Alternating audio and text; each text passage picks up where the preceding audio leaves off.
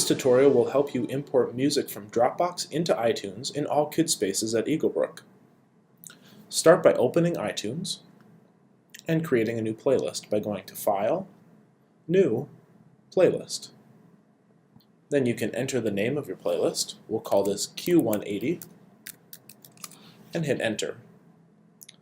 You can click on the playlist and there are currently no items, so we'll need to go to Dropbox to import them.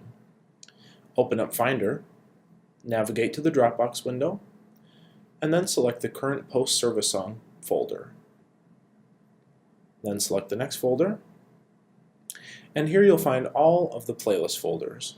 Currently we have September through November 2017 synced, so we'll go ahead and select the first song, scroll all the way to the bottom, hold down the Shift key and select the last song to select all files in the folder.